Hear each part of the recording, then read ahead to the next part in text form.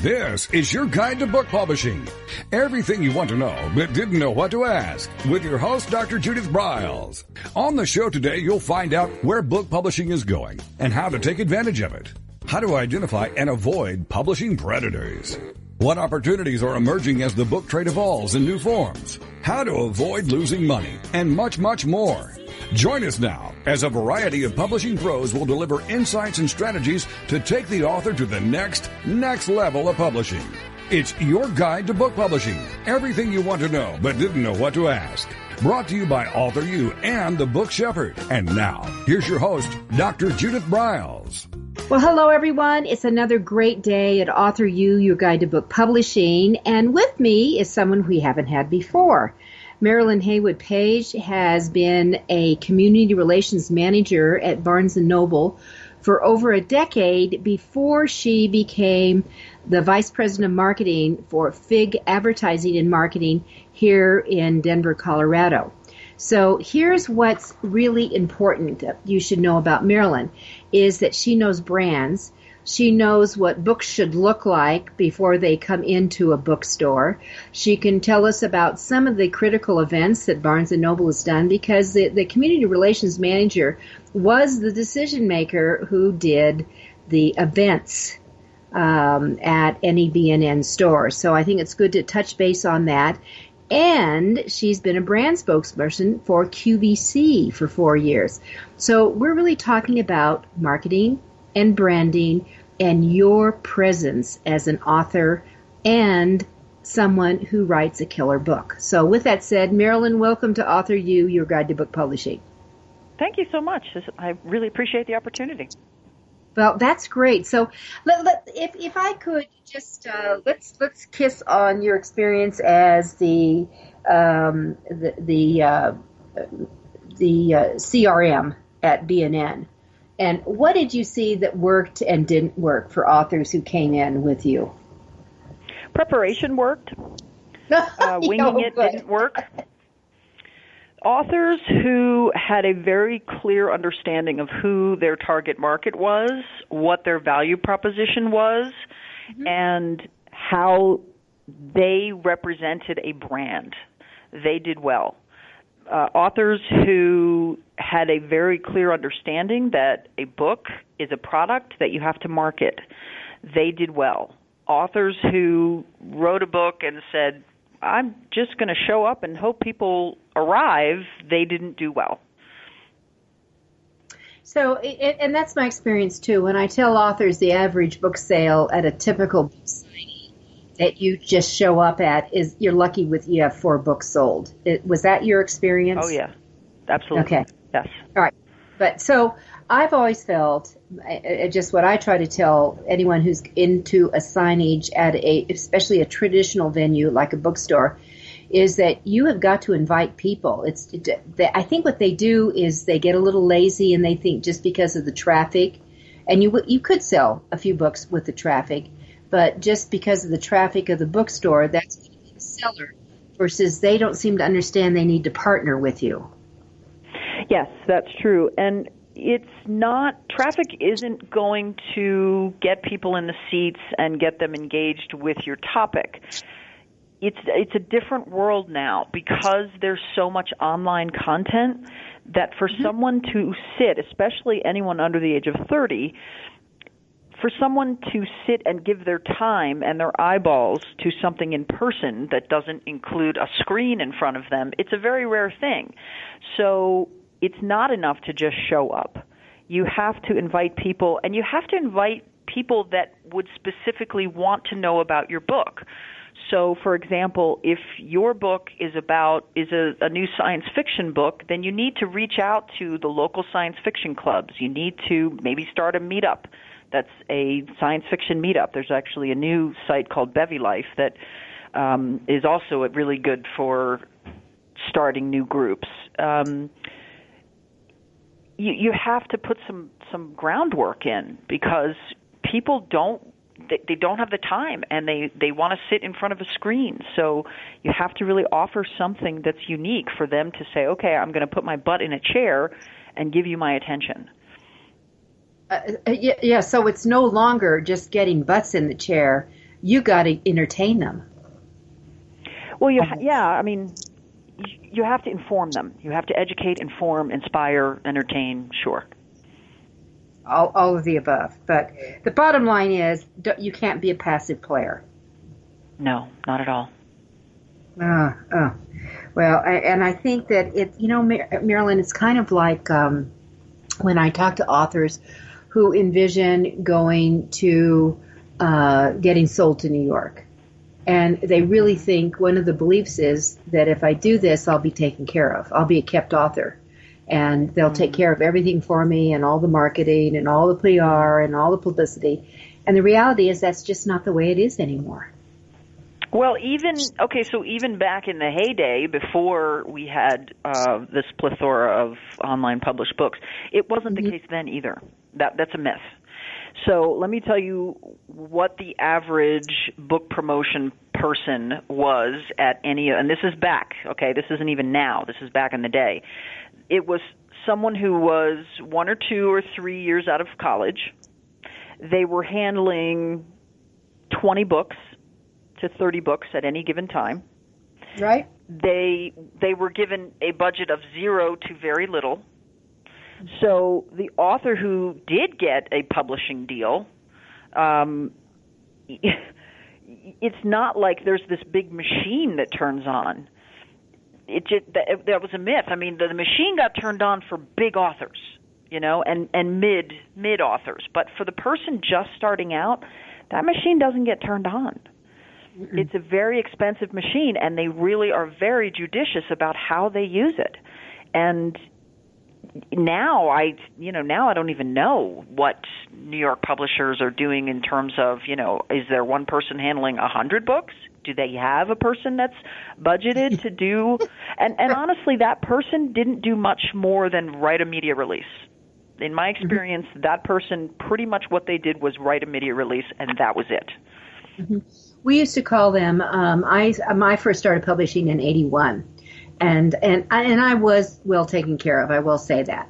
But that as it evolved and watching the evolution, and that we used to call that publicity person the Jennifer, because Jennifer was a hot name at that time. So it was the Jennifer of the month.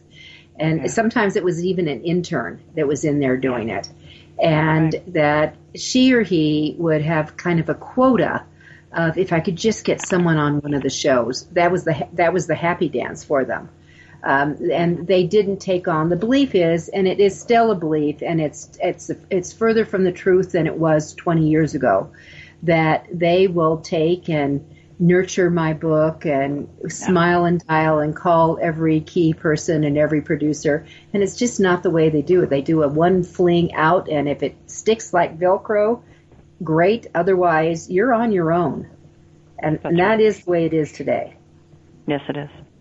So anyway, so it's a rude awakening, and I think all of you who are listening need to be aware of that if you are going to be successful with publicity, it's going to be up to you. And either you hire someone who is skilled in that field and's got the connections, or you learn how to do it yourself. And that's kind of the bottom line for me on that overall topic. And that's also the good news, because no one is going to be able to sell your book the way you do. No one understands your book the way you do. And I've seen really bad to mediocre publicity come out of, I hope no one's listening. I hope no one from New York is listening to this. But I've seen really poor to subpar publicity come out of those houses, because it's what we just talked about. They've got 40 other titles they're doing. So the good news is, if you're passionate about your book and you know more about your book than anyone else, odds are, if you just learn some skills, you can market it better than anyone else. And that is the bottom line, that I really believe if it's going to be, it's up to me, so I better learn it. And I just wrote a big blog on this deal that people have always asked me, how did you get on 1,000 radio and TV shows with one of your books? And I said, I worked my tush off, that I learned how to pitch and get it in and get it out quickly and with the right hooks that they would want to engage a conversation with me. And that's what you have to do. Yes, you're right. Yeah. All right. Well, let's switch gears. Tell me about QVC. QVC is fascinating. They are analytic geniuses. What do you want to know? Well, you've been a brand spokesperson. So can you say what brand? It's a brand that's no longer on the air. It was a gardening product. And I went on air, and I was one of those people that could talk for an hour about the same thing. Oh, yeah, that's a skill. It's a skill. It is. But I think what an author can learn from QVC, and certainly what I learned in the time that I was there, was they had something, at least in the shop that I was working in, they would say, you want to stay on message, you want to stay on brand, and don't go into things that are what we used to call a head turn. You don't want someone watching you present to have to think too far, to be confused. You have to be very clear about what your message is, what your value proposition is. Why should I buy from you as opposed to someone else? What is this product going to do for me? To stay on message consistently. And the wonderful thing about QVC was the feedback was immediate. So the second I strayed from message, I had a producer in my ear, because I had the little earpiece in my ear, producer saying to me, go back and say that. Okay, move off this topic. Because he was looking at the phone lines and the orders coming in online. So he was getting immediate feedback, which is why I say that they are the analytic geniuses.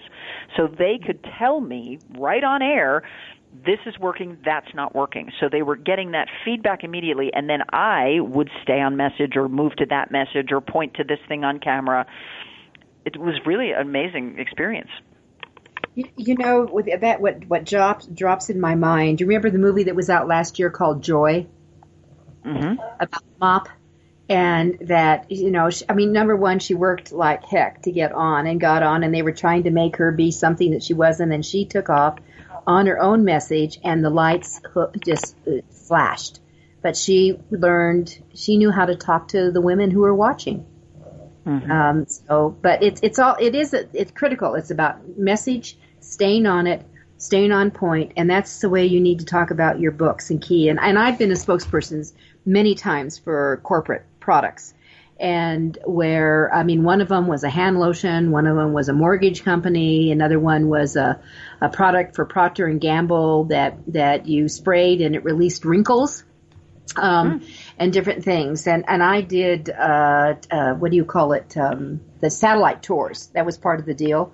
And I would do these satellite tours, and you would have just a couple of minutes to get the point out, and the sponsor who you were there for. Of course, you're giving other information, but you're weaving in their product with it. That's what I was doing. In training. And as much experience I had, every time I would sit down with a product or go forward, I still had intense media training to make sure that I was on message and target in my little 2-minute spot as we went 3 hours across the country in the crack of dawn. Yep, that's right. It takes a lot of training. It does. So it's again, I think that the number one thing that we want to get across, we're coming up to our first break here, but I think, Marilyn, what's important, and probably with what you do and work with your individuals, I want to get into that, is that you have to be myopic, and you've got to stay on message, and you have to learn how to segue it back if the host or whoever's interviewing gets off track. How can you bring it back into your ballpark? I've always felt that was really important to understand how to do. Well, that's where the training comes in. You have to know your talking points better than the back of your hand.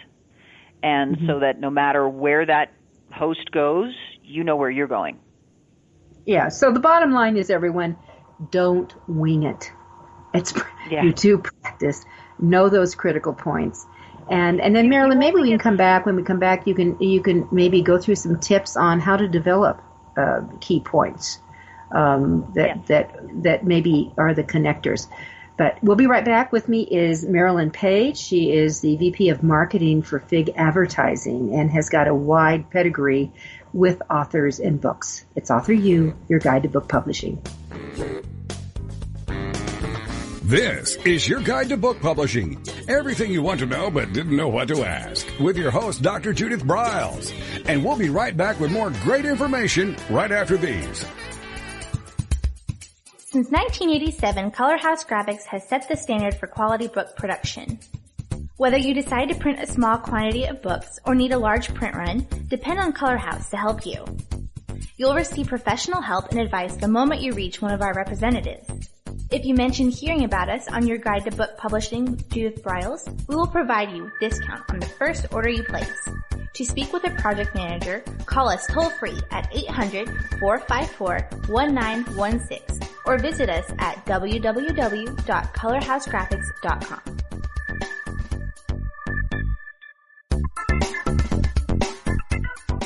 Want to publish like a pro today? Well, then take a look at Ingram Spark, the only publishing platform that offers print and ebook services through a single source. Upload, edit, and manage titles all in one place.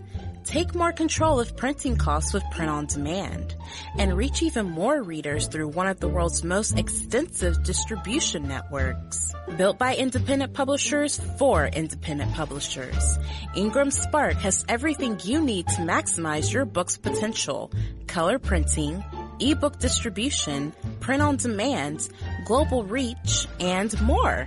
Start publishing with Ingram Spark today and see just how far your titles will go tomorrow. That's ingramspark.com.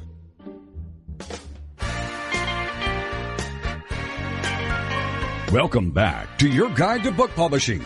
Everything you want to know but didn't know what to ask. Coming up, you'll hear more about statistics, scenarios, and strategies on what to do now to get you published. So let's get back to the show. And here again is your host, Dr. Judith Briles. All right, so we've been talking about why watching QVC, and I've had no one ever say that to me, and all the publicity people, Marilyn, that I've had on the air, all the people who have talked about promoting. I've recommended people watch Shark Tank sometimes and watch those opening segments to see how they pitch their product. But I think QVC is brilliant. Brilliant. Yeah, they are. They do it better than anyone else, in my opinion. All right, so, I'm actually going to, during the weekend, I'm going to kind of bring it up and just refresh how they're doing it. Because they do, and it doesn't really matter what the product is. I don't care if you're talking about jewelry or the garden supplies or what gizmo they have at the is it a half-hour show usually or an hour show? How long do those shows segments last? It varies. It depends. I mean, sometimes it's a 10-minute hit, it's a 20-minute hit, it's a half hour, it's a 50-minute. It just depends, and it's all based on analytics. It's fascinating. Wow. Okay. So homework for everyone: watch QVC sometime in the next 72 hours, just to pay attention to how they pitch, stay on target, and reaffirm those buys as they come in, because I think it'll help you with your book sales. And I think that's what we're talking about here. And they weave a narrative. They weave a narrative, too. Say it again? They weave a narrative. Listen for the narrative. Ah, all right. So it goes back to what you said earlier, that if you're going to get people watching, whether it's at a book signing or on the tube, you're educating, you're informing, you're inspiring them, you're giving hope sometimes with products. And with what you used to do, involved with some of the gardening, and we are in gardening season right now, so I bet you there'll be a lot of stuff on QVC. Yes. All right, so talk about developing a message. When you work with people in your line of work, is this something that the company does? Is this something the advertising agency puts together? Is this something, where does this all come from? So the agency will put this together in conjunction with the client. Now, for an author, the first thing I tell my authors is you have to make sure that the product you're selling is the absolute best product you can sell. Because if you don't have a great product to sell, as soon as you start marketing it, you're going to see it fall apart very quickly. Your marketing will fall apart because the product isn't strong enough. Does that make sense? Yes, absolutely. And that's why I've always told authors that you invest in a good-looking cover. You invest in having editing done on your book. You invest in having it, a really good design. I mean, the DIYers are passé, and there's so much garbage out here. It amazes me. Well, you have to understand your target market. Your target market is very sophisticated. Any person today living on the planet today in America is a very sophisticated buyer. They are used to seeing fantastic advertising, fantastic book covers. That's normal for them. So when something isn't great, they know it, even if they don't know it. It's a very sophisticated, savvy buyer. So you have to keep that in mind, that DIY isn't going to cut it. It's not going to get someone's eyeballs. I have to tell you, Marilyn, it is stunning to me when I think about the roughly 3.4 million books that were created the past year. And I've said, my listeners have heard me say this a lot, probably 80% of them shouldn't be allowed out, but that they continue to do that and they don't recognize what is mediocre. And that's what's always surprising to me. Yes. You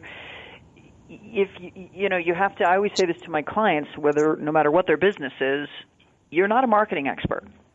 You are an expert in biotech. You are an expert in housewares. You are an expert writer. You are an expert in science fiction. You are an expert in mystery. You are an expert in children's.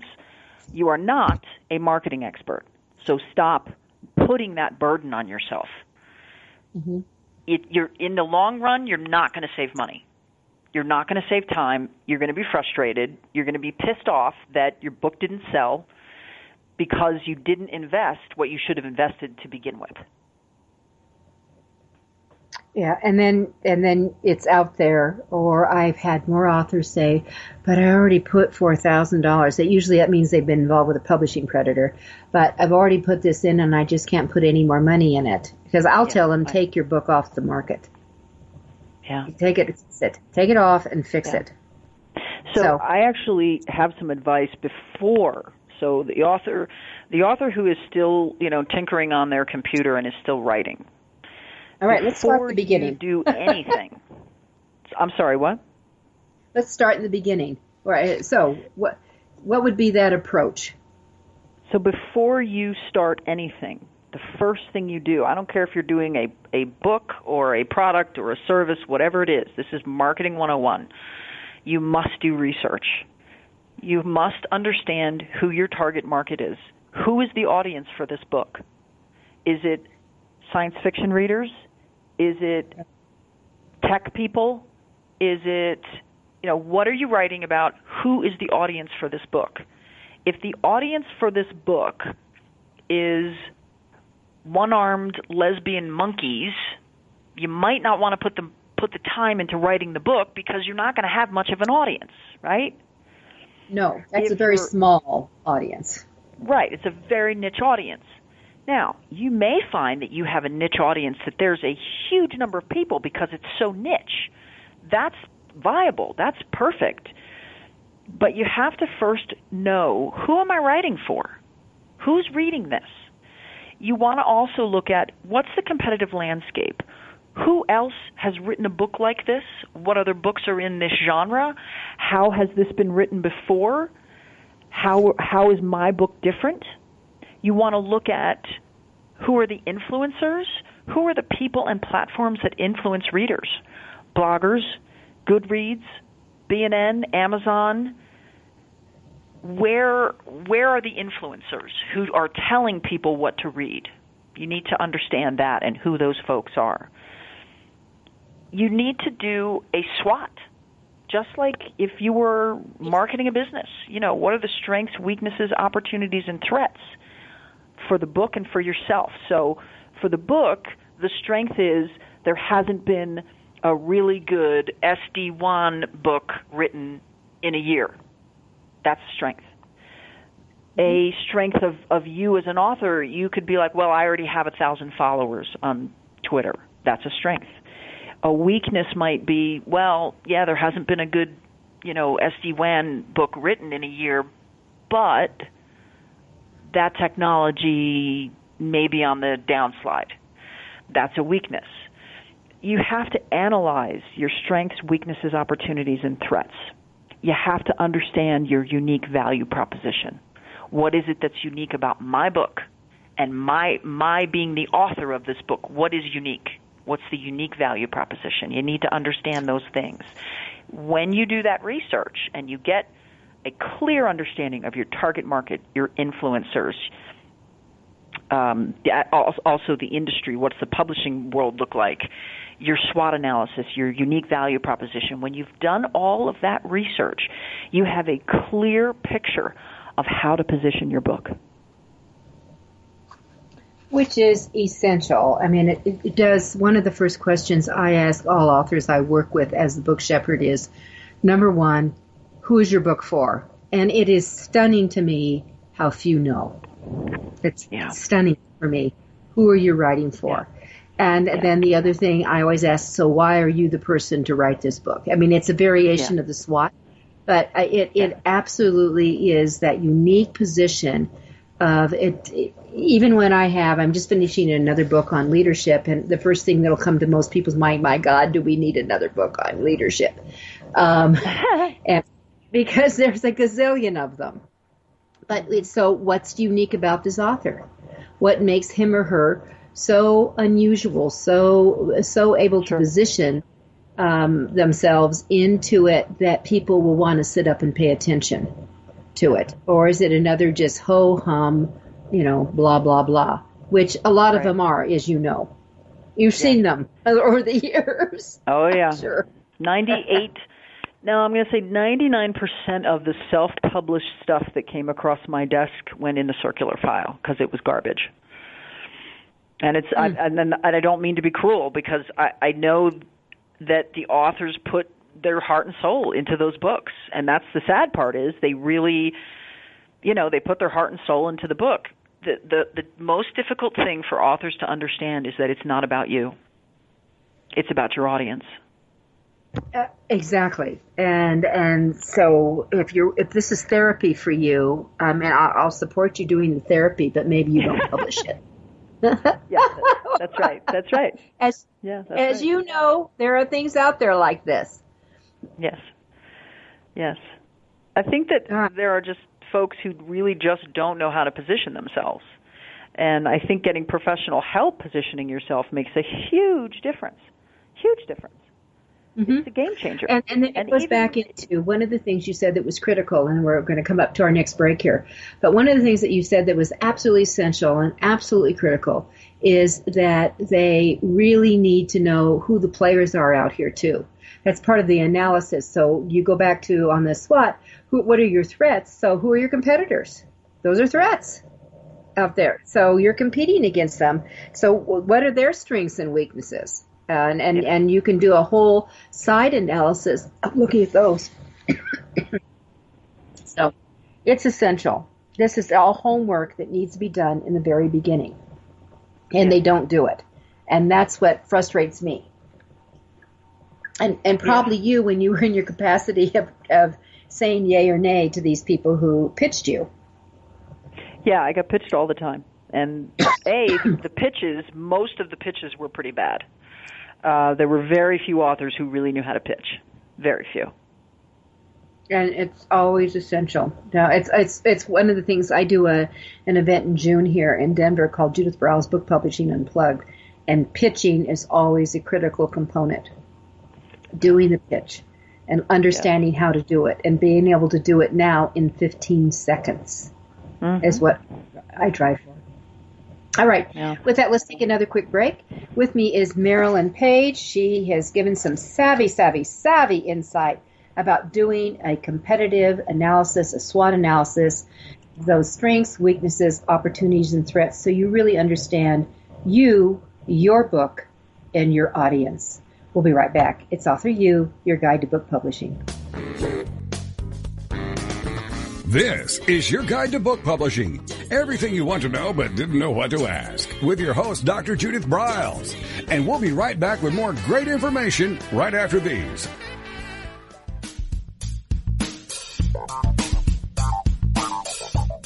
Is there a book in you or another? AuthorU will show you how to create, develop, and publish your book without being hoodwinked. If you already have a book out, you'll find a supportive and brainstorming community that's connected and creative no matter where you live. AuthorU brings in national experts for its book camps and annual author extravaganza held each May. It has regular meetings and delivers webinars for its members on timely topics. Through AuthorU's extensive network, members enjoy exclusive benefits, including significant discounts for a variety of services necessary to publishing. The Resource, its online book publishing news magazine, is content-heavy and it's free. If you want to create a book that has pizzazz, punch, and panache, AuthorU is for you. If you're a hobbyist or a casual author, it's not. Join AuthorU today through its website at AuthorU.org. Follow AuthorU on Twitter at AuthorU and on Facebook at AuthorU, where timely author and publishing tips and articles are posted daily. AuthorU, where the author goes to become seriously successful.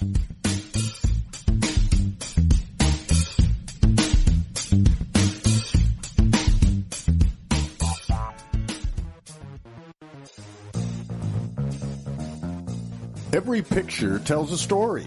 And it's a truism that people do judge a book by its cover. Nick Sellinger and NZ Graphics have been in the business of producing superior graphic cover design and interior layout for self-published authors, independent and traditional publishers for years. He has developed a reputation for excellent work, fast turnarounds, and best of all, affordable pricing. NZ Graphics also produces ebooks and book marketing materials such as posters, sell sheets, postcards, bookmarks, business cards, logos, and more. Books designed for his clients have won multiple book awards, including Best Book Award by U.S. Book News, multiple Evie Awards from the Colorado Independent Publishers Association, Indie Book Awards, the San Francisco Book Festival Award, and Freedom Medal Award from Valley Forge. Visit www.nzgraphics.com or call 303-985-4174 for more details about making your book the success it should be. Mention that you are an FOJ, friend of Judith's, and that you heard about NZ Graphics on your guide to book publishing.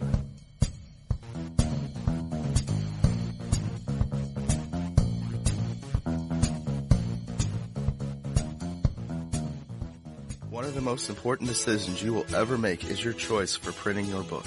You are choosing a company which will be responsible for guiding you through the process and printing your book at a level of quality and detail that embraces your personal and creative needs. You want to choose a company that when your book finally arrives, you are delighted and ready to move on to the next level, and one that is customer focused. Choose King Printing Company and Addy Books to be that company that brings you to the next level. Go to kingprinting.com or call 978-458-2345 and ask for Tom Campbell. Welcome back to your guide to book publishing. Everything you want to know but didn't know what to ask. If you want to write and publish a book, if you want to be successful as an author, your guide to book publishing, everything you want to know but didn't know what to ask, is for you. Stay tuned and you'll hear about statistics, scenarios, and strategies on what to do now to get you published. So let's get back to the show. And here again is your host, Dr. Judith Briles. All right. We're into promotion, into advertising, into positioning. We're actually talking about author success, which is what I want. And my guest today is the VP of Marketing at Fig Advertising, Marilyn Heywood Paige. And if you want to track her down, she is in Denver, Colorado. Marilyn, how do they get a hold of you? Marilyn at figadvertising.com. So Fig is F-I-G, like the fruit. Correct. So that's very simple. It's that we can find that. All right, so let's talk about, you've worked with, over the years, hundreds, maybe thousands of authors. What were some of the smartest things you saw them do to promote their books? And I'm going to flip it. What were some of the, I could say dumb, but I'll say not so smart things that they did? Okay. So some of the smartest things that I saw, and again, these were authors who had thought through who's my target audience. Mostly, their tactics were born out of my target audience is this. So Rachel Simon, who is a New York Times bestselling author, she wrote Story of a Beautiful Girl and Riding the Bus with My Sister, which was turned into a movie. She was a really great marketer. She did direct mail to the disabilities community because both of her books were around the disabilities. They had people with disabilities in them as the protagonist. So what she did was she sent direct mail to people around the country who were in the disabilities community. For the Riding the Bus with My Sister book, which was nonfiction, it was a memoir, she sent direct mail to the transportation community. To this day, she is still speaking as a keynote speaker for transportation organizations around the country because of that book and because she did that outreach. She knew who her audience was, and she did direct mail to them, which was genius. Jim Donovan, he's a self-help writer, and he sent copies of his book directly to CEOs. Now, he was a self-published author, but he got it. He understood who do I want reading this book? Who am I writing this for? I'm writing this for CEOs. I'm writing this for corporations. So he put the book in their hands. And it cost him some money, but he got a lot of orders from it. He had CEOs saying, wow, I want everyone in my company to read this. I want 150 copies. So that was genius. Takara Sheeler, she is another self-published author. She writes on spiritual topics. She has had a website presence since 1998. That's huge. She's always had a website, and she's always put her material and her promotional material and her thoughts on, blogging on a website. She also posts every day on Facebook, at least once a day, and it's all on brand. It's all on message. It's all about what she talks about in her books is what she talks about on Facebook. So she knows who her audience is. She knows what her message is, and she's very consistent with her brand. So those are the things that I've seen self-published authors. Well, Rachel Simon wasn't self-published, but those are the things I've seen authors do to be very successful. So what do authors do who are not being successful? They don't really know how to, oh, gosh, no, now you're making me really remember. Oh, my goodness. So there was an author way back in the day who actually stole the cover from another book. Oh, no. And put it on his book. Yeah. He stole one of the key elements. Oh, yeah. Stole one of the key elements of another book and put it on his book cover. He also started promoting his book before it was written. So he was, and he wasn't just promoting, he was stalking and hounding the Barnes & Noble stores. Going to different stores in the area and saying, having people call and say, do you have this book? Do you have this book? And then when we would try and get the book for the customer, the book didn't exist. So he thought he was doing this great promotion to, create a desire for a book, but really all he did was just really annoy the bookstores because the book didn't exist. So then the book a year and a half later comes out. I open the book and he has all of these testimonials and reviews on the front couple pages of the book, and they're all fictitious. They're made up because I knew he said that Philadelphia Magazine had said this, that, and the other thing about his book, and I knew darn well that Philadelphia Magazine never read his book. I knew that because I knew the editor. And so he was plagiarizing, he was stealing. I mean, it was just terrible. It was the worst thing I've ever seen an author do. Yeah, so that's the worst. Yeah. I mean, I haven't heard any of those stories. That's stunning. I mean, I have seen people take book designs, and they all of a sudden you see a slew of books that kind of look like that emulate the design, but pulling elements off of stuff is a little shocking. And the thing of putting out phony endorsements is amazing. Yes. It was, I would say he was kind of the poster child of everything you should never do when you self-publish a book. Yeah. Oh my gosh. Well, I mean, publish any book. It's just that a lot of times, when people turn in these endorsements, even to a publisher, that there is the assumption that you're not lying. I mean, when I was publishing with New York, 18 of my 35 books were with New York publishers. And I got, I went out and got endorsements, and they sometimes did them too. But there was never any question that they were phony or they were made up. Yeah. And it's so easy now on the internet to check stuff, so just don't do it. Whoa, wowza. Well, that's also like saying, you want to, one of the things that Amazon is cracking down on is that people who are putting they're a bestseller on their cover, and Amazon is going after that. Bestseller with who? And they're taking books down. So the other thing I'm seeing authors do now is they will launch their book and they'll say, okay, everyone go online to Amazon and buy my book on this day, because then my book will be a bestseller. Well, your book was a bestseller for an hour. Yes. And then they'll say, I'm a best-selling author on Amazon or whatever. And that's not really true either. And what it does is it just sort of underlines that you're an amateur, which is, and I think people do it because it's fun. It's fun to get everyone to, and see your on the screen. I'm the number one book in self-help, on today. Isn't that exciting? It is. It's great. But to say, I'm a best-selling author based on an hour's worth of sales that you had your mother and all your cousins buy, it's not really true. So I think it's good effort. Good effort. You got everyone to, buy your book, but I think you have to be careful with that kind of stuff. I think you do. Here's what I'm seeing and working with authors on. I mean, they do nail down the best, the number one. I mean, I want to see them hold that for a while. I mean, not an hour or 2 hours. I mean, I want to see it used to start momentum building, that you get that buzz out and you keep working it and moving it and you keep building that way. And then you start developing that momentum, i.e. staying power. And we go back to the example of the woman you gave earlier, who now is, I don't know how many years passed since she did her book that was focused towards the disability market, and who was still speaking, nationally all over on it. And she's made her whole career out of it.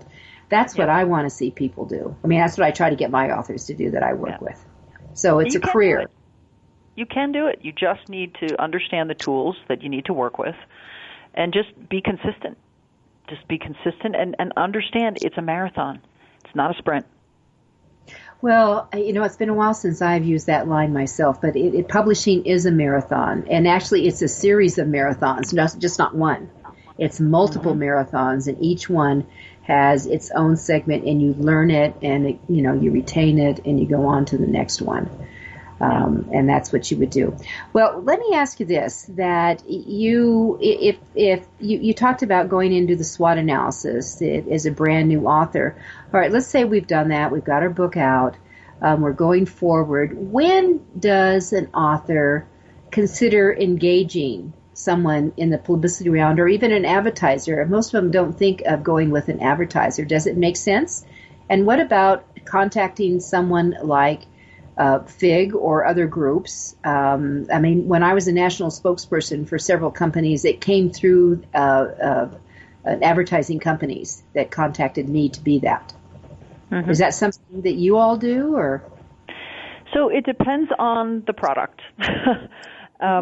There are agencies that are going to be a better fit for you depending on what the product is, and that's just any agency that's working with any service or product or book or anything. You just want to get the right fit. So there's going to be promoters and marketers who are really good at nonfiction, or who are really good at science fiction, or who are really good at children's books. And then there's going to be others who, really their strength is leadership, people who are writing on leadership and speaking on leadership. It just depends on what your position is as an author and what your book's about. Mm-hmm. Marilyn, are there any tips that you would give to an author if they were interested in being a spokesperson? Let me ask you this: how did QVC find you? So I was a spokesperson basically for Barnes & Noble because I did all of the media in the Philadelphia market. So that's kind of how that happened. And so if an author wants to be a speaker, they need to be a subject matter expert. Mm-hmm. They need to position themselves as a subject matter expert, an SME. And you can do that in many different ways. And electronically now, because we have these great tools on the Internet, there's ways to do that with webinars. There's ways to do that with podcasts. You can start to package yourself with content and get it out to different outlets online and begin to start to position yourself as a subject matter expert. So it seems to me then it would be critical to make sure that if that's where you're going and what you're about, is that you want to make sure your profiles also reflect that subject matter expertise in it. Would that be correct? Yes, and write. You need to write on the topic. You need to be blogging about it, writing newsletters about it, become a guest blogger. I always tell people use Harrow, help a reporter out. I believe it's helpareporterout.com or harrow.com. Yes. 3 times a day you get an email that says, here are all the reporters who are looking for subject matter experts. And so you go through that list 3 times a day and you say, oh, look, someone's looking for a nutritionist to talk about X. Well, I know about that. I'm a nutritionist. I'm going to answer that. And then, you get placements in blogs and different media outlets around the world with that. And that's a way to start to position yourself as an SME. But then also, once you get those links, once you say, oh, well, I was, Reader's Digest quoted me or Mashable quoted me. Well, then you need to start sending that out. So you put that out on your social media. Hey, I'm on TechCrunch this week. So you start telling people, hey, I'm a subject matter expert, and TechCrunch thinks so too. So that's how you start to position yourself. And you cross-promote. All right, we're going to take our final break. With me today is Marilyn Heywood Paige, and she's really giving all of you some essential information on that positioning, on that promotion, and on your author success. So just pay attention. You may want to listen to this one again, but it's I feel like I've got a chorus here with me because I've been talking about this so many times to bring it in, and now you've got someone who's on the inside who's working with it and really knows what works and doesn't work. So Marilyn is VP of marketing with Fig Advertising, based in Denver, Colorado, and you can contact her at marilyn@figadvertising.com. We'll be right back. This is your guide to book publishing. Everything you want to know but didn't know what to ask. With your host, Dr. Judith Briles. And we'll be right back with more great information right after these. Since 1987, Color House Graphics has set the standard for quality book production. Whether you decide to print a small quantity of books or need a large print run, depend on Color House to help you.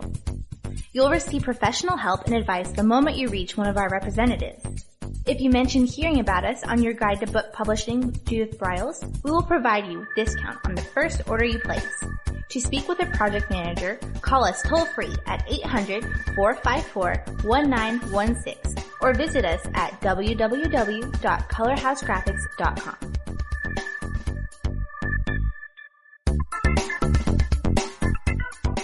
Want to publish like a pro today? Well, then take a look at Ingram Spark, the only publishing platform that offers print and ebook services through a single source. Upload, edit, and manage titles all in one place. Take more control of printing costs with print on demand and reach even more readers through one of the world's most extensive distribution networks. Built by independent publishers for independent publishers, Ingram Spark has everything you need to maximize your book's potential: color printing, ebook distribution, print on demand, global reach, and more. Start publishing with Ingram Spark today and see just how far your titles will go tomorrow. That's ingramspark.com.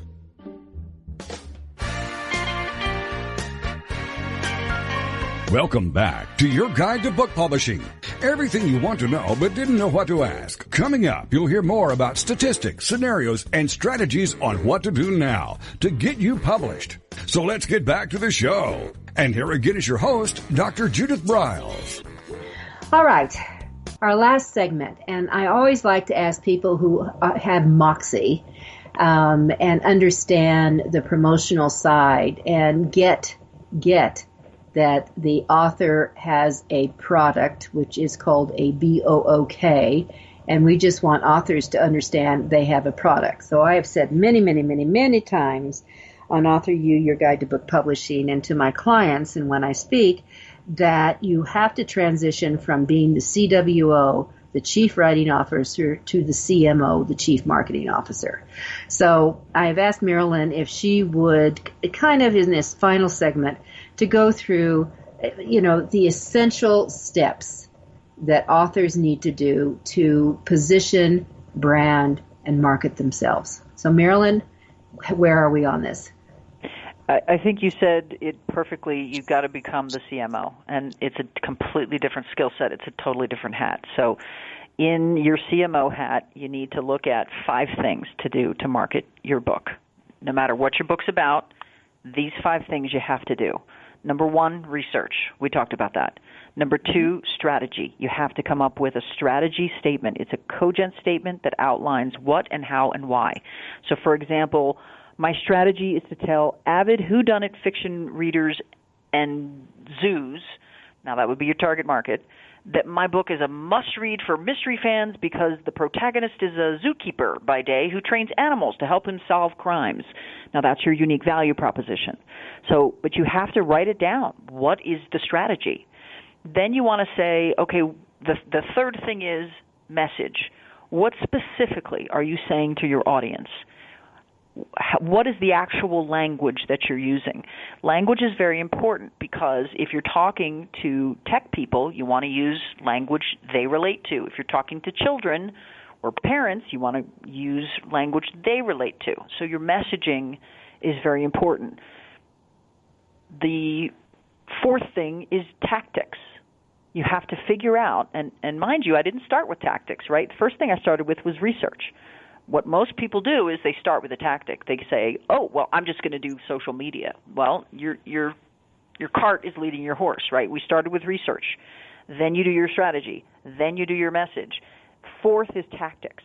So is it a website? Is it social media? Is it webinars? Is it blogging? Is it guest blogging? Is it live readings? What actual things, what actual tactics are you going to employ to make your strategy happen based on your research? Then what you want to do is measurement. You want to keep measuring. How's it working? How many people came to the event? How many people downloaded that chapter? How many people came to the webinar? How many likes did I get on that Facebook post? You want to keep measuring and then do what works and stop doing what doesn't work. And those are the 5 things that you have to do to market your book successfully. And doesn't it amaze you, Marilyn, how many people keep doing the stuff that doesn't work? I mean, I'm always amazed with that. Why is that? Is it because it's comfortable, or I don't have to think about it, or I'm afraid? I mean, I don't know. Marketing's scary. Hey, I've been a marketer for 20 years, and it still scares me. It's scary. Because there's always new stuff coming out. There's always some new social media platform. There's always some new website tool. And if you're an author who, again, you're not supposed to be a marketing expert. Unfortunately, if you don't have the money to hire one, you have to become one. But you're completely okay to be scared. It's scary. What's not okay is to not do something because it's scary. You have to push past your comfort zone. If you're comfortable with getting on the phone and calling people, great. But you also need to do the digital. You also need to figure out how to get on social media, how to put a webinar together, how to contact bloggers. It's uncomfortable, but you have to do it anyway. Yeah, yeah. Well, my favorite line, people, they'll repeat it back to me, get over it.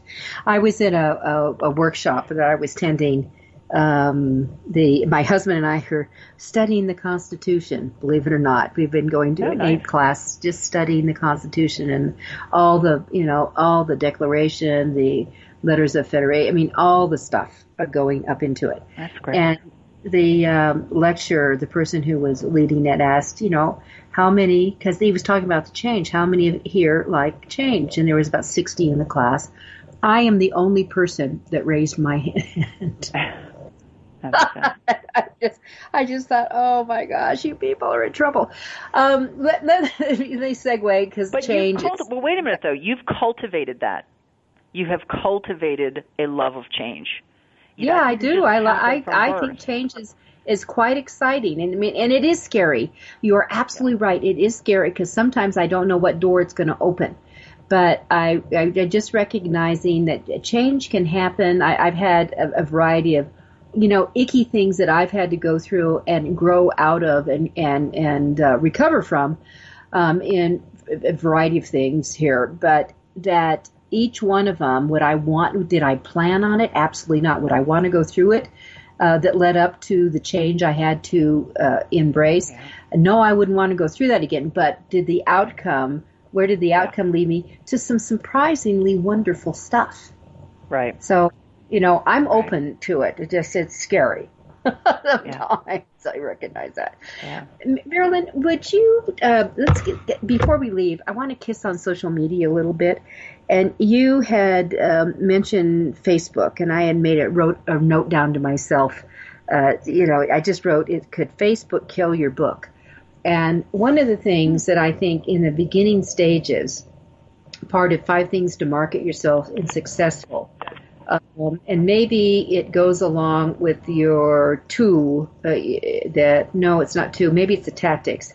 But I have found that, of course, today, and that people post anything and everything on their Facebook pages, and that it could actually cripple their market for a specific book because of a statements or repeats or whatever that could be so controversial or alien or offensive sometimes that are you hitting any of this? And I'm actually thinking of some of the political stuff I've seen rolling around the last year. Yeah.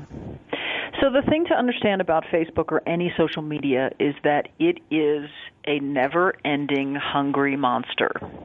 You have to keep feeding it. You have to have a plan of how you're going to feed it. And what you want to do is really understand, go back to that research, go back to that strategy statement, really understand who's my target market, what's my message, what am I saying to them, what's my brand. And everything that you post has to be on brand. Everything that you post needs to be furthering the conversation with your audience, because social media, it's not about blasting out, this is what I think, this is what I'm doing. It's a conversation, and you have to, just like if you went to a dinner party and someone, sat down and just started saying, hey, you know what I did today, and this is what I ate, and hey, I got a sale. Do you need a book? Hey, I got a book for you. Hey, let me read you the first chapter. That person, you would say, I'm never sitting down with that person again. Do not ever invite them to dinner again. I'm never going to be around them again. It's the same thing with social media. It's a conversation. You can't be the obnoxious guy in the room. So let me ask you this, and again, I've tried to tell my authors who I work with that you have to tone your tone down. You're going to have to stop posting. You've got to start thinking you've got a book coming out here in a few months. And everything that you've got out there, whether it's about your trips or about how much you hate this thing on some political thing that's happened, that it confuses people. You may have followers. You have a lot of people making comments, but is it what you want to do? And then the second part is, so how do you, if that's the issue, what advice would you give for people who need to start honing in on what they're about? And is it just creating another page and you get people there? But that my concern is if your primary page is your author name, and all of a sudden now you created a page that deals with your topic or your brand. Facebook is what I'm talking about here. Yeah, sure. Then it hangs around for much longer. I mean, Twitter's gone pretty quick. So yeah, everything hangs around on the internet. You can take a screenshot of it and send that out. Everything hangs around. So yeah, I usually and this is a broad sweep. Usually, what I would tell people is to consolidate your brand. Now, that's not going to be right for every single author in every single situation, but generally, I would say consolidate your brand into one page, and be conscious of what is my brand. If your brand is selling children's books, I don't think you should be on there criticizing your school district, and your teachers. Not on brand. You have to think about your brand as a personality, as a set of standards, and everything that you post has to meet those standards. And if it doesn't, don't post it. Mm-hmm. So what do you do with individuals? I know we have like 1 minute left here, but what about a lot of people who are posting on who will be way off brand? Do you just start unfriending them? Do you hide them? I mean, what would you recommend? If someone is responding to you, what? That you allow other people can post on your pages. I mean, it's just not your posting; other people can post on your pages. Oh, okay. I would moderate it. I wouldn't. Yeah, I would moderate. So in other words, there's a control that nothing shows up on your page without you moderating it first. Okay. So I would put that control on. So get your control on. So if you've got someone who's ranting and raving about what they did in the Senate, you don't want it showing up on your page that talks about whatever your book is about. Yeah. You have to be very conscious. Again, it's not about you. You know, if you are selling a product and you are a brand, you have to think about the audience. It's not just about you and whatever emotion you're in and whatever whim you have that day and what you had for breakfast. And, you're a brand. You have to look at what's best for the brand. And the best for the brand is not how you feel about politics right now, unless you're doing a political book. That's another issue. Unless you're a political writer, yeah. Yeah, that's another issue. All right, with that, we're going to do a wrap up. Marilyn Heywood Paige is loaded with information. And do you have a blog you write, Marilyn? I do, for Fig Advertising. I also write a blog for West Virginia University's Integrated Marketing Communications Department. So that's wvumc.wordpress.com, I think. And then Fig Advertising, there's a blog on there. So just go to figadvertising.com and take a look at the blog, because I think you're going to find a lot of terrific information that will help move you and your book forward. And with that, Marilyn, thank you so much for being with AuthorU-Your Guide to Book Publishing today. Thanks for the opportunity. I appreciate it. Great. And for everyone in the Colorado area, Marilyn will be presenting a program the first Saturday in May that she will be really deep diving into a lot of these topics that really tie into what will make you sing on May 6th. You can find out information at AuthorU.org. Just click on events. And we'll be right back with you next week. So happy publishing and happy writing. This is Judith Briles, your book shepherd. Thank you for being a part of Your Guide to Book Publishing. Everything you want to know but didn't know what to ask. With your host, Dr. Judith Briles. Each week, a variety of publishing pros will deliver insights and strategies to take you, the author, to the next level. You'll learn tips and secrets on how to create, strategize, develop, publish, and achieve book publishing success by making one very simple change in your book's journey. How to avoid the publishing predators. How to create an author and book platform that rocks. Learn how to make a living with your words and your books. Learn how to publish a book that has no regrets, and so much more. For more information, check out AuthorU.org, where authors who want to be seriously successful go. And Judith's website, thebookshepherd.com. Then join us again here next week for more It's your guide to book publishing. Everything you want to know but didn't know what to ask. With your host, Dr. Judith Briles. Brought to you by AuthorU and the Book Shepherd. Thursday evenings at 6 p.m. Eastern, 3 p.m. Pacific,